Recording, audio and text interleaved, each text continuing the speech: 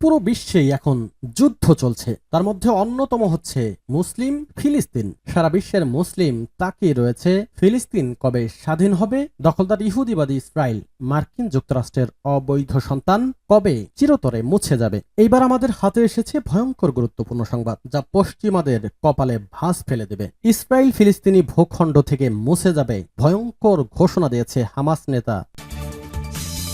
এরপর জানিয়ে দেব, নেতানিয়াহুকে আর কোনো অর্থ নয়, এইবার মার্কিন যুক্তরাষ্ট্র থেকে সব ধরনের সহযোগিতা বন্ধ হচ্ছে দখলদার ইহুদিবাদী ইসরায়েলের জন্য। অর্থাৎ মার্কিন যুক্তরাষ্ট্র তার অবৈধ সন্তানের সব অপকর্মের দায় এড়াতেই এমনটা করছে। এদিকে বিক্ষোভের মুখে মণিপুর ছাড়লেন গভর্নর, বিশ্ববিদ্যালয়ে পরীক্ষা বন্ধ। জানিয়ে দেব, পশ্চিম তীরে ভারতীয় বংশোদ্ভূত ইসরায়েলি সেনা নিহত। এবং সর্বশেষ জানিয়ে দেব, স্বল্প পাল্লার একাধিক ক্ষেপণাস্ত্র পরীক্ষা উত্তর কোরিয়ার। এতক্ষণ শুনছিলেন সংবাদ শিরোনাম, এখন বিস্তারিত। অনুরোধ থাকবে ভিডিওটিতে একটি লাইক দিন, কমেন্টস করে জানিয়ে দিন আপনি কোন জেলা থেকে বা কোথা থেকে এই সংবাদটি শুনছেন। ভিউয়ার্স, আপনি কি চান ফিলিস্তিনি মুসলিমরা অচিরেই স্বাধীন মুসলিম রাষ্ট্র হিসেবে স্বীকৃতি পাক এবং আপনি মুসলিমদের পবিত্র আল আকসা মসজিদ প্রবেশ এর সুযোগ পান? ইনশাআল্লাহ আমরা অচিরেই ফিলিস্তিনে স্বাধীনভাবে প্রবেশ করতে পারবো এবং ফিলিস্তিন একটি স্বাধীন মুসলিম রাষ্ট্রের স্বীকৃতি পাবে।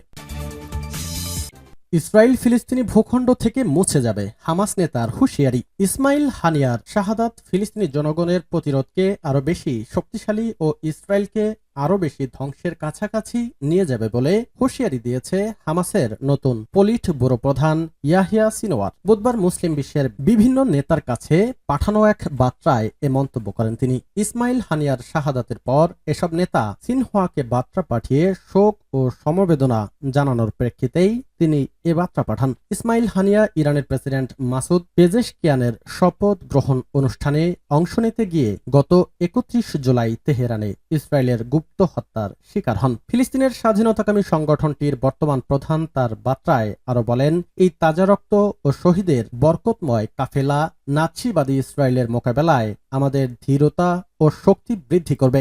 একই সঙ্গে পরিণতিতে এ দখলদার শক্তি ফিলিস্তিনি ভূমি থেকে বিতাড়িত হবে এবং মুছে যাবে। আর সেই বিজয়ের মাধ্যমে আমরা আল কুদসকে, জেরুজালেমকে রাজধানী করে একটি স্বাধীন ও সার্বভৌম ফিলিস্তিনি রাষ্ট্র প্রতিষ্ঠা করতে সক্ষম হব, বলেন ইয়াহিয়া সিনওয়ার। তিনি বলেন, ইসমাইল হানিয়ার শাহাদাত প্রমাণ করেছে যে আমাদের নেতা ও যোদ্ধাদের রক্ত সাধারণ ফিলিস্তিনি জনগণের রক্তের চেয়ে মোটেও দামি নয়। তিনি এ সময় হানিয়া পরিচালিত নীতিগুলোর প্রতি অঙ্গীকার করে বলেন, সবচেয়ে গুরুত্বপূর্ণ হলো জিহাদ এবং প্রতিরোধের বিকল্প নেই, আর এর উপরেই নির্ভর করে আমাদের ফিলিস্তিনি জনগণের ঐক্য এবং আমাদের আরব ইসলামী জাতিসত্তার একীকরণ। সেই সঙ্গে আমরা প্রত্যাখ্যান করি আমাদের মতবিরোধ ও বিভাজন। এ ধরনের সংহতি ইহুদিবাদী শত্রুদের বিরুদ্ধে একটি ঐক্যবদ্ধ ফ্রন্ট গঠনের অবদান রাখবে বলেও উল্লেখ করেন তিনি। সিনওয়ার এ সময় তিনি ইহুদিবাদী শক্তিকে মুসলিম জাতির প্রকৃত শত্রু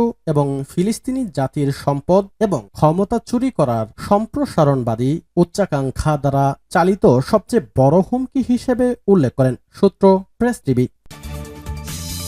নেতানিয়াহুকে আর কোনো অর্থ নয়, মার্কিন সিনেটরের ঘোষণা। গাজায় চলমান যুদ্ধের জন্য ইসরায়েলি প্রধানমন্ত্রী বেনিয়ামিন নেতানিয়াহুকে আর কোনো অর্থ বরাদ্দ দেওয়া উচিত নয় বলে মন্তব্য করেছেন মার্কিন সিনেটর বার্নি স্যান্ডার্স। বুধবার সামাজিক যোগাযোগ মাধ্যম এক্সে, সাবেক টুইটার এক পোস্টে তিনি একথা লেখেন। এ সপ্তাহে গাজার একটি মানবিক অঞ্চলে ইসরায়েলি হামলায় 19 জন নিহত এবং বহু আহত হয়েছেন। পশ্চিম তীরে এক মার্কিন কর্মীকে মাথায় গুলি করে হত্যা করা হয়েছে। আর এখন আরেকটি স্কুলে বোমা হামলা হয়েছে, যেখানে 14 জন নিহত হয়েছেন, যার মধ্যে 6 জন জাতিসংঘের সাহায্যকর্মী ছিলেন। এরপরই স্যান্ডার্স বলেন, যথেষ্ট হয়েছে, নেতানিয়াহুর যুদ্ধ মেশিনের জন্য আর কোনো অর্থ নয়।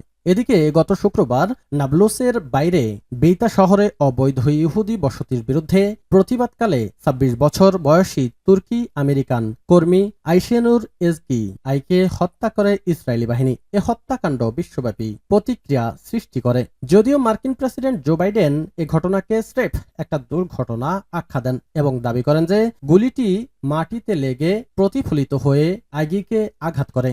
বাইডেন এখনও আইগির পরিবারকে কোনো শোক বার্তা দেয়নি। তবে পরে তিনি বলেন, এই হত্যা হত্যাকাণ্ডে আমি ক্ষুব্ধ এবং গভীরভাবে দুঃখিত।